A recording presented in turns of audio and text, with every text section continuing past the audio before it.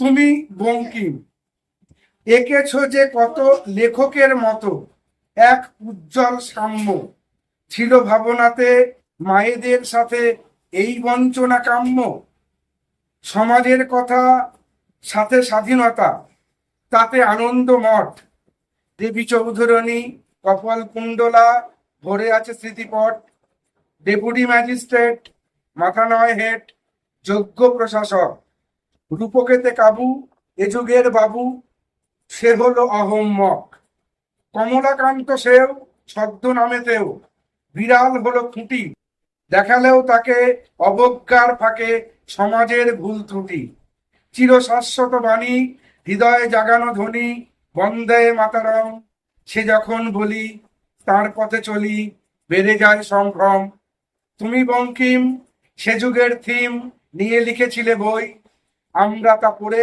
সুভাবনা গড়ে তোমাতেই মেতে রই। আমি 3-4 দিন আগে উনি একটা কবিতা লিখেছিলেন, ফেসবুকে দিয়েছিলেন, মার্জারিনী। বঙ্কিমচন্দ্র যা পড়েছি আমার শেষ ফেসবুকে দিয়ে নিয়ে আমাকে হোয়াটসঅ্যাপে পাঠিয়ে না, বড় বড় আপনার তো সমাপ্তি সঙ্গীত যে গাইবে সে আসেনি। তা আমি বললাম আমার বঙ্কিমচন্দ্রের যা লেখা পড়েছি বিড়াল আমার সব থেকে ভালো লেগেছে, অনেকেরই, আমার না অনেকের মতো। তা কবিতাটা আজকে কেউ এখানে পড়লো না, আমি ভেবেছিলাম একটু আগে বললাম আপনার ওই কবিতা পড়লো না, আমি কি পড়ে দেবো? চেষ্টা করছি ওনার কবিতাটা পড়া। আমি কমলাকান্ত যে মেঘটা আফিমের ঘরে ছিল সে চলে যেতেই দেখলাম প্রসন্ন গোয়ালিনী গোমাতার হৃদয় নিঃসরিত যে দুধের বাটিটা আমার সামনে রেখে গিয়েছিল তাতে দুধের চিহ্ন মাত্র নেই। আফিম আমাকে দেখাচ্ছিল ওয়াটারলুর যুদ্ধে পরাজিত হওয়ার পর নেপোলিয়ান কিভাবে দ্বিতীয় প্রস্তুতি নিতে যাচ্ছে। ঠিক তখনই কেউ একজন বলে উঠল ম্যাম। আমি কিছু বুঝে ওঠার আগেই সামনে থেকে মার্জারিনী বলল, কেহ মরে বিল ছেঁচে কেউ খায় কই। এই ব্যঙ্গোক্তি যেন বোঝাতে চাইলো তোমার ঘোর কাটানো দুধ আমি খেয়ে ফেলেছি, এখন বলো কি করবে। কমলাকান্ত বলল, কি আর করব, এই লাঠি দিয়ে তোমার পাঁজর ভাঙবো। আমার রাগের মেঘ থেকে বৃষ্টি হওয়ার আগেই মার্জার সুন্দরী পুনরায় বলে উঠলো, একটু বিচার করে দেখো দেখি, এ সংসারের ক্ষীর স্বর দুগ্ধ দধি মৎস্য মাংস সব কি তোমাদের উদর পূজার জন্য? আমরা পাবো না কেন? তোমাদের খুব পিপাসা আছে আর বিড়ালের নেই? আর একটা কথা, পৃথিবীর সমস্ত ঈশ্বর পুত্র বলে গেছেন পরোপকার একটি পরম ধর্ম। চুরি করি আর যাই করি, আমি তোমার ধন সঞ্চয়ের মূলীভূত কারণ। আমরা ম্যাও ম্যাও করে বেড়াই, তোমরা পাতের ভাত মাছের কাঁটা ফেলে দাও, তবু আমাদের দাও না। দরিদ্রের জন্য ব্যবহৃত হলে তোমাদের অগৌরব হয়? পেট ভরা থাকলে খিদে কি জিনিস বুঝবে কেমন করে? যদি অমুক শিরোমণি তমুক ন্যায়রত্ন তোমার দুধ খেয়ে নিত, তুমি লাঠি হাতে তেড়ে যেতে? পণ্ডিত আর মান্য বলে কি আমাদের চেয়ে তাদের খিদে বেশি?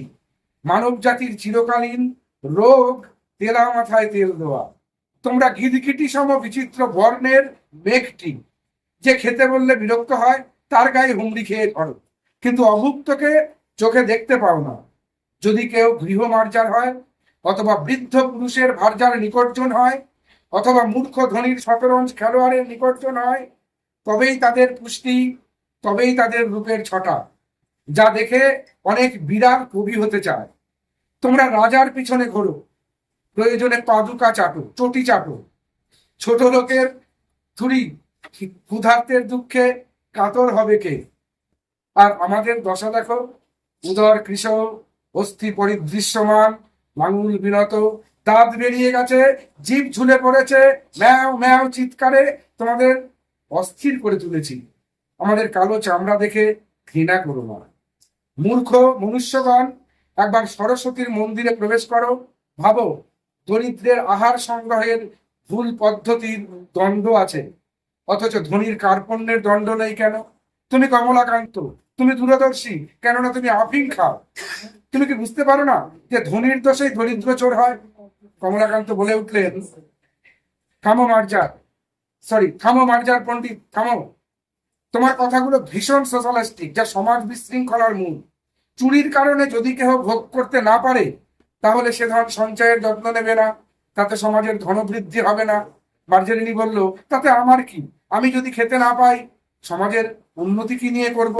কমলাকান্ত বলল, আরে এ বিড়ালকে তো বোঝানো মুশকিল, এ তো সুবিচারক, তার্কিকও বটে। তা সত্ত্বেও বলল, ওহে নির্বোধ বিড়ালিনী, সমাজের উন্নতিতে দরিদ্রের প্রয়োজন না থাকলেও ধনীদের প্রয়োজন আছে। অতএব চোরের দণ্ডবিধান কর্তব্য। বিড়ালিনী বলে উঠল, চোরকে ফাঁসি দাও, আপত্তি নেই, তবে যে বিচারক সাজা দেবেন তিনি যেন 3 দিন উপবাস থাকার পর সাজা ঘোষণা করেন। কমলাকান্ত চমকে উঠে দাঁড়ালেন। মার্জার সুন্দরী বলতে থাকলেন, তুমি আমাকে প্রহার করার জন্য লাঠি তুলেছিলে, তুমি আজ থেকে 3 দিন উপোস করে থাকো। যদি নসিবাবু ভাড়ার ঘরে ধরা না পড়ো তো আমাকে লাঠি দিয়ে ঠেঙিও, আমি আপত্তি করব না। কমলাকান্ত বলল, তুমি এসব দুশ্চিন্তা পরিত্যাগ করে ধর্মচারণে মন দাও। যদি চাও আমি তোমাকে নিউম্যান ও পার্কারের বই দিতে পারি, আমার লেখা বইও পড়তে পারো, তাতে আর কিছু না হোক আফিমের অসীম মহিমা বুঝতে পারবে। বাজার সুন্দরী বলল, আফিমের বিশেষ প্রয়োজন নেই, তবে হাঁড়ি খাওয়ার কথা খিদে অনুযায়ী বিবেচনা করা যেতে পারে। এই কথা বলে মার্জার মহিষী বিদায় নিল। একটি ক্ষুধাপ্রবণ আত্মাকে অন্ধকার থেকে আলোকে আনা গেছে ভেবে কমলাকান্তের বড় আনন্দ।